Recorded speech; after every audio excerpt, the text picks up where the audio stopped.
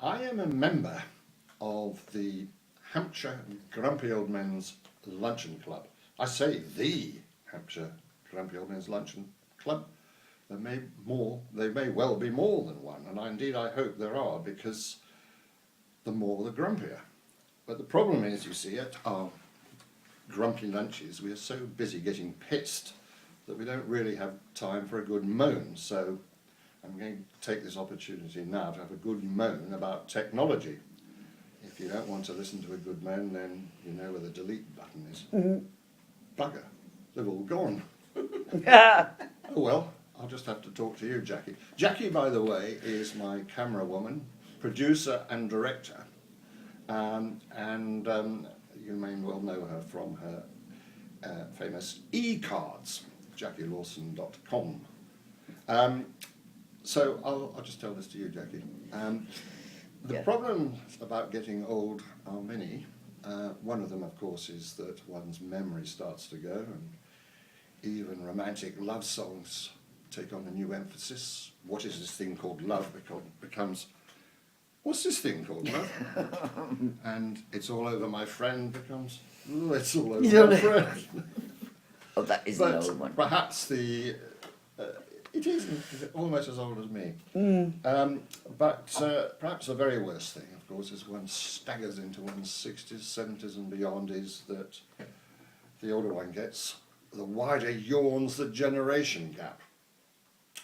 And the 20-somethings and the teenagers despise us because we think we can't cut and paste without using a pair of scissors and a glue. And we despise them because they can't point to their own country on a map. They can't pronounce the letter T, and they're completely inarticulate. Inarticulate. Inarticulate. And female teenagers cannot say anything at all apart from, oh my God! And they spell God with a U for some reason. Or like. Male teenagers cannot say anything at all without ending their sentence or phrase with in it. And there's a story about the teenager who flourished a letter at his dad, and he says, Dad, I got a job in it. And his dad says, what? He says, Dad, I've got a job in it. He says, give me that. He says, you got a job in IT. Anyway.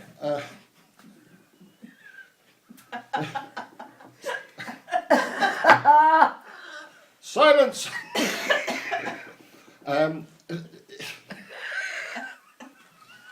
Got a job in IT. The trouble is, of course, you see, that we worship at different altars. We, the oldies, worship the god of nostalgia. And let's face it, he isn't what he used to be. The youngsters worship the god of technology. And in my humble opinion, technology isn't all that it's cracked up to be. For example, the world will probably end not, as rumour has it, in a bang or a whimper, but with a power cut. You can imagine it, can't you? Just not going through working, dear.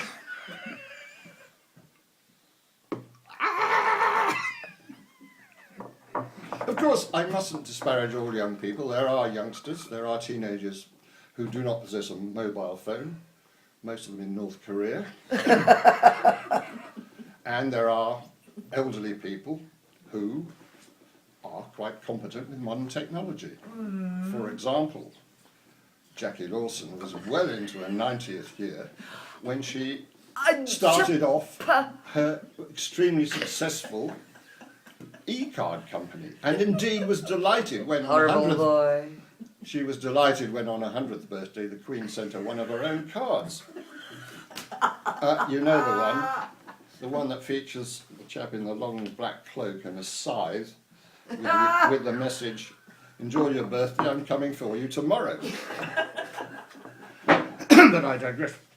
I think the failure of modern technology to me is summed up by my own experience. When I was a nipper, as we used to be called, my mum would send me to the village shop to buy a packet of tea.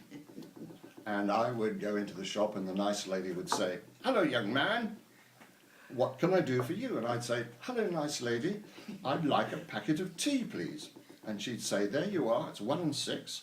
So I'd give her £0.50 and she'd give me a shilling change. Or I might give her a florin, she'd give me a tanner back. this is total gibberish to anyone over the age of 50 or any American who may have stumbled across this. But anyway, I was out of the shop within a few seconds or a few minutes if I was attacked by the cat that lived there, but that's another story. And I was back home with my packet of tea. And in those days, by the way, tea wasn't ground into dust and wrapped up in lavatory paper. These days, I go to Tesco's in search of my packet of tea. I search fruitlessly for about half an hour until I eventually find the tea, cunningly concealed underneath an enormous overhead sign which says tea.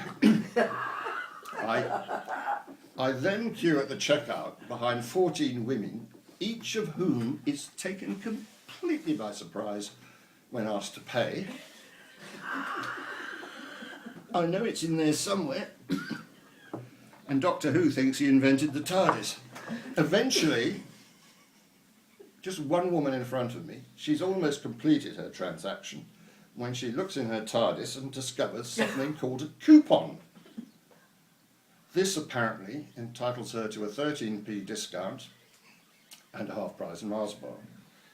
Eventually it's my turn. As I approach the checkout lady, I notice on the packet of my tea is a neat little pattern of black and white stripes.